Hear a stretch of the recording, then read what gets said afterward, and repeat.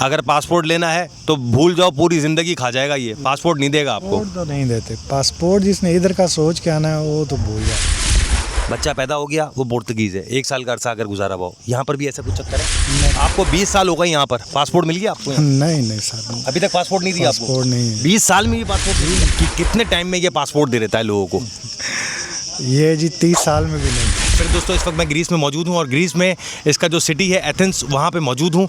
मेरे एक प्यारे हुमायूं भाई से यहाँ मुलाकात हुई जो कि यहाँ 20 साल से रहते हैं। तो मैं इनसे ये जानना चाहता हूँ कि इन 20 साल में इन्होंने क्या डॉक्यूमेंट्स ले लिए। दूसरा मैं ये जानना चाहता हूँ कि सुनने में आ रहा है कि यहाँ पे ग्रीस की जो इमिग्रेशन है वो बहुत ज़्यादा सख्त हो गई है, मज़ीद इन्होंने अपने कवानीन में सख्तियाँ कर दी हैं। इसकी क्या वजह है ये भी इनसे पूछेंगे। अस्सलाम वालेकुम भाई, कैसे हैं आप? ठीक ठाक हैं जी, वालेकुम अस्सलाम। कि कितने टाइम में ये पासपोर्ट दे देता है लोगों को? ये जी 30 साल में भी नहीं। 20 साल में भी नहीं देता? ये नहीं देने वाले, पासपोर्ट की इनकी पॉलिसी बहुत सख्त है। आपको 20 साल हो गए यहाँ पर, पासपोर्ट मिल गया आपको यहाँ? नहीं सर, अभी तक पासपोर्ट नहीं दिया आपको? पासपोर्ट नहीं है। 20 साल में भी पासपोर्ट नहीं जी दिया? नहीं दिया। Oh my God. पासपोर्ट अभी तो इनका, उससे पहले ये लॉन्ग टर्म का होता है ना कार्ड, ये वो भी नहीं दे रहे। मेरे एक दोस्त ने तकरीबन 2 साल से ऊपर हो गया उसको जमा कराए हुए, उसका भी वो लॉन्ग टर्म कार्ड भी नहीं आ रहा है, जैसे एपी माकरोन कहते हैं यहाँ की ज़ुबान में। ओहो।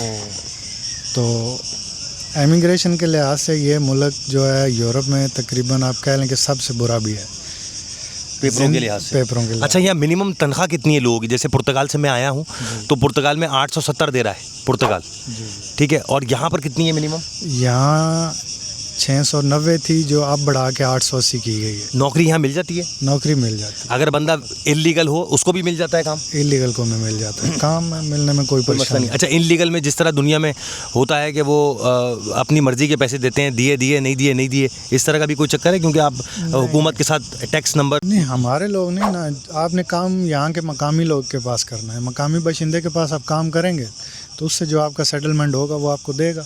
इलीगल दे देता है काम? दे देते हैं काम, क्योंकि उनको भी पता होता है कि हम उनके भी पैसे बचेंगे। अच्छा। क्योंकि यहाँ टैक्स जो है मजदूर का वो मालिक ने पे करना होता है। अच्छा। सो इस सिलसिले में उसको भी बचत होती है, वो कहता है ठीक है आ जाओ। हाँ, शहरों में अब ज़रा कम हुआ जा रहा है क्योंकि इन्होंने काफ़ी सख्ती की है इस मामले में, तो अब शहरों में नहीं आसानी से देते काम बग़ैर पेपरों के, लेकिन शहर से आप ज़रा बाहर हो जाएं मिल जाता है काम भी आसानी से मिल जाता है, पैसे भी ठीक मिल जाते हैं। अच्छा, मैं पुर्तगाल से आया हूँ, मेरे पास वहाँ का रेजिडेंस कार्ड है, तो अब मैंने ये देखा वहाँ पुर्तगाल में ज़्यादातर लोग स्वीडन, स्पेन और इन जैसे ये ग्रीस है यहाँ पर आके काम कर रहे हैं। आपको मिलते रहते होंगे बहुत सारे लोग जिनके पास रेजिडेंस कार्ड है पुर्तगाल का, काम कर रहे हैं। इसीलिए जाते हैं ना कि यहाँ की जो उनकी पॉलिसी है वो पेपरों के लिहाज से बहुत मुश्किल है। ठीक है। सो यहाँ पेपर ना मिलने की वजह से पुर्तगाल एक बहुत अच्छा ऑप्शन था जब तक उन्होंने ये बंद नहीं किया। तो यहाँ से भी मेरे कई जानने वाले हैं जिन्होंने वहाँ पुर्तगाल जाके पेपर लिए हैं क्योंकि उनको यहाँ नहीं मिल सके। सही। तो वहाँ से गए हैं, पेपर लिए हैं, लेकिन काम उनका यहाँ अच्छा है, पेपर लेके वो फिर वापस यहाँ पे काम कर रहे हैं। अच्छा, ठीक है। कुछ हैं वो लेके आगे से इसी तरह दूसरे Spain, Italy, German, Sweden, Denmark, इस तरह मुल्क में उधर निकल गए, उधर काम कर रहे हैं क्योंकि उनको वहाँ काम ठीक मिल गया। ठीक है। अच्छा, मुझे ये बताइएगा इनकी पॉलिसी क्या होती है? मिसाल के तौर पे कोई वर्क परमिट पे आता है तो पहले ये देते हैं उसको 2 साल का कार्ड? 3 साल का। पहला 3 साल का कार्ड? पहला 3 साल का, दूसरा 2 साल का। 5 साल हो गए? 5 हो गए। अब 5 साल के बाद आपने लॉन्ग टर्म वाला जॉनसन अप्लाई कर सकते हैं। ठीक है। लेकिन वो आपको देने में बहुत ताख़ीर करेंगे। लॉन्ग टर्म वो होता है 5 साल का, पहला 5 साल का और दूसरा फिर 5 साल का। पुराना तो कानून यही था कि जिसको 5 साल हो जाए उसको 10 साल देते थे। पुराना मिला भी था बंदों को, वो स्टिकर चिपका देते थे पासपोर्ट के ऊपर, लेकिन बाद में फिर इन्होंने कैंसिल कर दिया, बंद कर दिया। उसकी एक मेन रीज़न जो यहाँ पर देखने में आई थी वो ये थी कि जो ट्रेंड हो जाते थे, यानी अब लेबर इनके पास तैयार हुई है, वो पेपर मिलने पे छोड़ के यूनान को चले जाते थे, भाग जाते थे। जाहिर बात है ये डेटा देख रहे होते हैं हमारे से ज़्यादा कौन इन हो रहा है, कौन आउट हो रहा है। जब इन्होंने देखा कि बहुत सारे चले गए हैं यहाँ से, तो उनको रोकने के इकदाम कैसे करें, क्योंकि इनके पास अपने फिर वो लेबर नहीं रहती। सही बात। सो इसलिए इन्होंने जॉनसन ने थोड़ा और मुश्किल कर दिया, इसलिए परमानेंट रेजिडेंस देते हैं वो भी बहुत मुश्किल से। 3 साल का ख़त्म हुआ, जमा कराओ, आते आते भी उसका साल गुजर जाएगा, साल बाद वो देंगे 2 साल का, जिसमें से साल वैसे ही ख़त्म हुआ होगा। तो इसका मतलब ये है कि फिर हम तो बहुत लकी हुए। अगर पुर्तगाल में हम रहे, हमने कम तनख्वाहों पे काम किया, लेकिन शुक्र है कि लोगों के पास पेपर तो हैं और बहुत सारे लोग तो पुर्तगाल में पासपोर्ट लेके आगे भी बढ़ गए। तो ये बेहतरीन ऑप्शन था ये पुर्तगाल। बेहतरीन ऑप्शन था और वो लकी रहे हैं लोग जिन्होंने ये कर लिया है। यहाँ के लोगों ने क्या किया है, 4 पैसे कमा लिए होंगे जिन्होंने मेहनत की है, हाँ, लेकिन वो एक तरफ से वो बदकिस्मत रहे कि कागज़ उनके पास नहीं है। कागज़ नहीं है। अच्छा हुमायूं भाई, मेरा एक आपसे सवाल है। मैं आए दिन टीवी के ऊपर देखता रहता हूँ रोज़ाना कि टर्की से एक किश्ती चली, 12 आदमियों की किश्ती थी, 40 आदमी उसके ऊपर बैठे हुए थे और सब डूब के सब मर गए, 40 के 40। तो ये जो ग्रीस है और ख़ास तौर पे ये एथेंस ग्रीस का जो ये पूरा एरिया है, पूरा जो कंट्री है, ये इलीगल इमिग्रेंट्स के लिए बॉर्डर क्रॉस करने के लिए एक, ये समझें, यूरोप की चाबी कहा जाता है। लोग ना यहाँ समंदर के रास्ते, रोड के रास्ते यहाँ बहुत आते हैं क्योंकि यही गेटवे है, बिल्कुल। तो मारे जाते हैं। तो अच्छा, यहाँ पर ये भी देखा गया कि बहुत बड़ी तादाद में लोगों ने असाइलम अप्लाई किए और कुछ के अप्रूव भी हुए। अब असाइलम की क्या पोजीशन है? असाइलम की पोजीशन जो उनसी है ना, वो यहाँ रेशो बहुत कम है। अप्रूव करते, अप्रूव होने का रेशो बहुत कम है। सही। हाँ, चलता रहता है आपका, कभी 1 साल, कभी 2 साल, कहीं का वो कार्ड सा देते हैं, हर 6 माह बाद वो आपको न्यू करके दे देते हैं। और साल 1.5 साल बाद, पहले तो 2 साल भी तकरीबन चलता रहता था, उसके बाद रिजेक्ट कर दिया।